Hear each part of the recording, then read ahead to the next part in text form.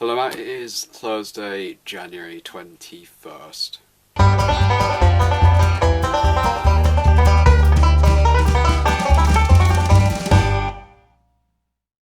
Wow, it's just so nice to relax. Like, Friday and Sunday, no longer vlog days, oh my god. I got 1,000 ideas and none of them are going to get done because, well, I never had any ideas anyway, but none of them are going to get done because I've only got a movie review every certain week and only one vlog every other week, so it is so nice having no vlogs to do on Friday or Sunday because those were the days that I just felt, because Friday, Saturday I went to work, Monday I was in college, so yeah, it's really nice not having to rush the days before I do anything. So this week, Reading have made two signings. So he signed this George Evans guy from Manchester City of all clubs, who was on loan at Walsall. Correct me if I'm wrong, but I think he was on loan at Walsall, and apparently he's done really well. So he's not what we need. We don't really need a centre-back CDM, at least I don't think we do. But hopefully he should bring a bit of promising and solidarity, hopefully a long-term replacement for Hector, in other words about 6 months. Another signing is Jan Kermorgant, please correct me if I said that wrong, but yeah, he is a striker from Bournemouth, and yeah, Bournemouth needed to offload someone. Like they've now got, I'll carry on my list a bit later, but yeah, he looks like he'll bring experience and be a marshal to the other front forward-thinking players we have, because to be honest, they're not that experienced. Well, they are experienced, but not in the English leagues. I don't know, probably technical Vidra because he's been in the league for about 3 years now. But either way, yeah, Vidra scored a hat-trick and we beat Huddersfield 5-2 in the other day, which was absolutely brilliant. And that game was one of the weirdest things I've ever seen in my life, because one moment I was going, "Argh!" Then a few minutes later I was going, yay, and then the one half later I was going, woohoo! So yeah, it was like that kind of game, and yeah, Fitch got a hat-trick, we're through to next round in the FA Cup and get in there, hopefully another run. But yeah, about Bournemouth, they had to offload a striker. I think they had to, because now, well, let's count up all their forward-thinking players at the start of next season, okay? I know this season's still got a bit to go, and they've got a few injuries, but let's just count up all their players that will be there at the start of next season. So we have Callum Wilson, we have got Gradle, and this isn't selling anyone, this is just if they don't sell anyone, Glenn Murray, Joshua King, and then Afobe and Graben. So that's 6 players. 6 players. What, are they going to play a 2-2-6 formation or something? Like, that is ridiculous. 6 forward-thinking players easily good enough for their club. I mean, oh, that is just too many. Well, okay, maybe not Graben, but that is too many in my opinion. Either they offload someone, which they have Kermorgant before, and they also have this Ranty guy, which I don't think he's even played this season, but like, they needed to offload someone, and they offloaded Kermorgant. But the start of next season, they'll have to offload someone. I mean, 6 players more than good enough to pay up front. Like, I think a club can deal with just 3 forward-thinking players. I mean, when I say forward-thinking, I mean like forward-thinking wingers and strikers. I don't mean like left and right midfielders.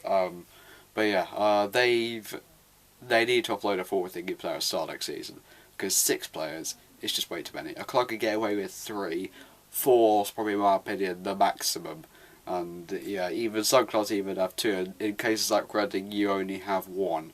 Funny. But yeah, Bournemouth haven't got too many strikers. Overall though, this window's been pretty boring, I must say. It probably is going to get more exciting later on, but it's one of the most boring windows of all time. Like, the only business going in the Premier League is in the lower clubs. Newcastle got a couple of players, Bournemouth obviously got a couple of players, Leicester got a couple of future players, which is not what they need. I can't think of anything else, like any other moves. So yeah, it's Leagues 1 and 2 is where it's at. Hopefully towards the end of the window, Premier League will get more interesting. But there's only 10 days until the window shuts. So Yeah, we need to get someone else though. Reading need to get someone else. I want your opinions on it. Reading need to get someone else, in my opinion. Like another forward-thinking player, I don't know. I don't know, an individual player, but yeah, we need another forward-thinking player, in my opinion. So anyway, we're going on to the review time. Now, I'm going to implement my new rating system for this review, which is going to be of Scream, the 1990 horror movie that I watched last Saturday. And let me tell you, like most horror movies, it was chilling, but it didn't make me outright petrified, which I think I'm just immune to that. Like, I've seen so many horror movies, and so they're made different sorts. They all seem pretty ridiculous. They never really give me outright petrification, only give me chills, like I had when I walked up to college yesterday. Anyway, Scream is more of a horror movie about horror movies than it is just a horror movie itself. It references so many others and has so many, like, anti-cliches, I'd like to put it. They don't do what the actual movies do, and instead they do something kind of a bit different, but in the process to make it kind of the same anyway. So yeah, at the start of the movie, they're basically, there's this girl who gets killed by someone who is revealed later on in the movie, and then it cuts to people in a hometown, like teenagers. Why is it always teenagers in horror movies? It's just hit me, it's always teenagers. Like coming out of that in 2.5 years. I'm not going to be a teenager in 2.5 years, but yeah, I'm not going to be killed by them in 2.5 years. But either way, yeah, it's always teenagers. They are basically the targets of killers dressed in the iconic get-up of the Scream mask based on the Scream painting and in that cape. Yeah, and pretty much it is a whodunit horror movie with references to other horror movies thrown in, and a lot of attention for things that don't usually get focused on, like media, which, like, they have film crews there, which is something I actually really liked. I like that aspect because it's not.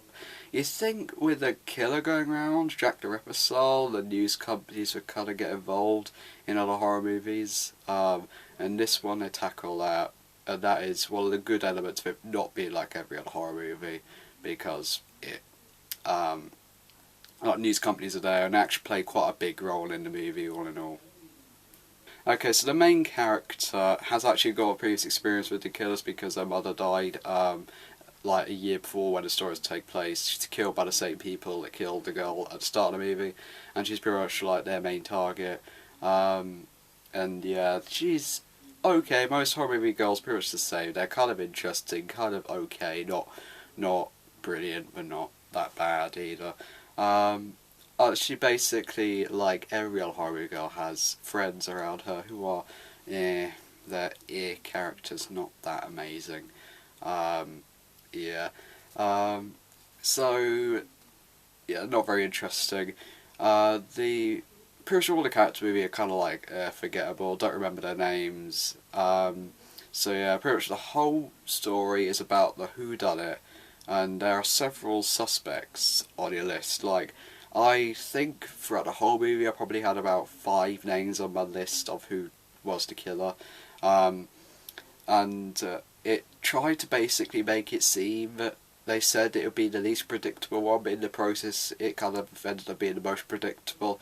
Not spoiling anything, but if you watch the movie, you're pretty certain you know which one it is, even though you won't like to admit the first name on your mind was actually the person who did it.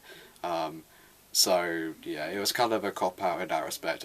That's probably my least favourite thing about the movies, which they lead you in one direction but then they go the other. Really predictable yet unpredictable route, which doesn't work at all. It was kind of a play on your mind, but it didn't work. And the character that ended up being a villain isn't interesting, and they're crazy, but not that interesting. And when they die, you don't really feel anything, because, yeah, they kill people, but you don't see them do anything that extraordinary. I mean, the kills in the movie are pretty good, like they gut them like a fish, which is, I think is that all from, I'll get it like a fish. Oh, that's a phrase in a game or a movie, I don't know which one it is. But yeah, and then they lift up a garage door to get someone. But yeah, the kills are interesting, but just the things they do, it's not that interesting, to be honest. And the killer is really clumsy. Like, you can see when they're trying to fight, It's kind of a comedy, but it's not a comedy at the same time. Like the way they move, it kind of made me more laughing than scared. Yeah. So, because it's a horror movie, expect it really to scare you, and I'll be completely honest, it didn't really scare me that much. Like I said at the start of the movie, it gets focused on areas I like to get focused on. The references to the other horror movies are fun, but the characters aren't really interesting, and the killer is very predictable to find out and not that interesting either. The kills aren't that unique, setting isn't that unique. They try to break the cliches, but in the process they do them themselves. I'll say, it's far from the best, but far from the worst either. So, yeah, I did that wrong actually. Far from the worst, but far from the best. But yeah, it's in the middle. It's not very amazing. So that's my last vlog for a week. It's nice to have the first 2 weeks off. 2 weeks off from vlogging for the first time since December 2014. Oh my god, it's so nice. Anyway, yeah, Matt, you got your Tuesday vlog, and I will see you on Saturday.